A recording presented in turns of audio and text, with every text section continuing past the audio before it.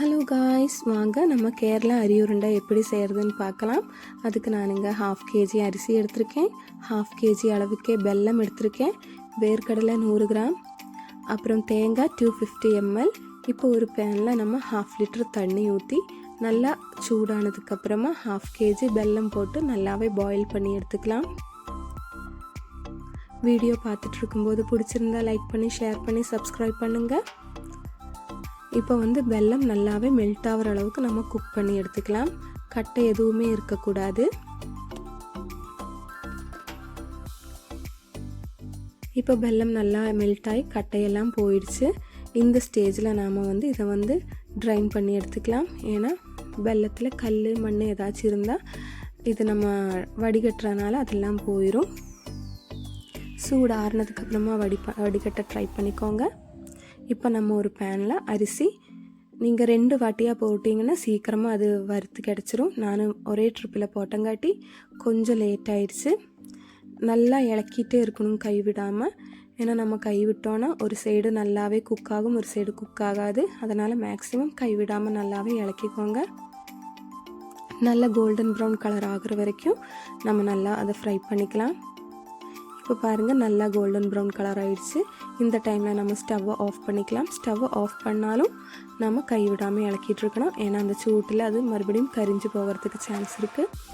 இப்போ நாம் வேர்க்கடலை நல்லா ஃப்ரை பண்ணி எடுத்துக்கலாம். ஏன்னா 2-3 நாள் வச்சாலும் கெட்டு போகாமல் இருக்கணும். அதோட ஸ்கின் எல்லாம் மாற்றிடலாம் சூடாறுனதுக்கப்புறமா. இப்போ அந்த அரிசி நம்ம நல்லாவே பொடிச்சு எடுத்துகிட்டு வரலாம். நல்லா ஃபைனாக பொடி பண்ணிக்கோங்க.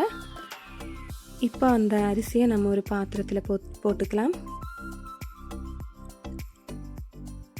அதில் நம்ம வேர்க்கடலை, தோலெல்லாம் எடுத்து வச்ச வேர்க்கடலை, தேங்காய் போட்டு நம்ம தேவையான அளவுக்கு வெல்லத்தோட பாவு இருக்குல்ல, வெல்லப்பாவு, அது கொஞ்சம் கொஞ்சமாக சேர்த்துக்கோங்க. அது ஃபுல்லாக சேர்த்த வேண்டாம். ஏன்னா ஒவ்வொரு அரிசி ஒவ்வொரு மாதிரி இருக்கும். நான் இங்கே ரேஷன் அரிசி தான் யூஸ் பண்ணியிருக்கேன். உங்களுக்கு எந்த அரிசி நம்ம கடையில் வாங்குகிற அரிசி உங்கள்கிட்ட இருந்துச்சுன்னா நீங்கள் யூஸ் பண்ணிக்கலாம். இப்போ நம்ம இதில் வெல்லப்பாவு ஊற்றிக்கலாம். கொஞ்சம் கொஞ்சமாக ஊற்றி நம்ம மிக்ஸ் பண்ணி பார்க்கலாம். கரண்டி எடுத்து மிக்ஸ் பண்ணிக்கோங்க, ஏன்னா ரொம்ப சூடாக இருக்கும். கொஞ்சம் கொஞ்சமாக ஊற்றி மிக்ஸ் பண்ணி நமக்கு அதோட பதம் பார்த்துக்கலாம். அதோட பதம் நம்ம இப்படி உருண்டை பிடிக்கும்போது ஹார்டாக இருக்கக்கூடாது. நல்ல உருண்டை பிடிச்சி நம்ம தொடும்போது அது உடையிற மாதிரி இருக்கணும். இப்போ பாருங்கள், அது கொஞ்சம் பத்தலை. கொஞ்சம் கூடி நம்ம வெல்லப்பாவு ஊற்றிக்கலாம்.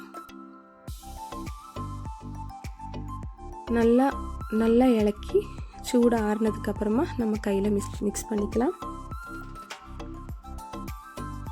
பாருங்கள், இது கரெக்டாக இருக்குது பதம். இந்த டைமில் நம்ம உருண்டை பிடிச்சி எடுத்துக்கலாம். பசங்களுக்கெல்லாம் செஞ்சு கொடுங்க, ஹெல்த்தியாக இருக்கும், டேஸ்டியாக இருக்கும். அரிசி மட்டும் நல்லா ஃபைனாக பொடி பண்ண பார்த்துக்கோங்க.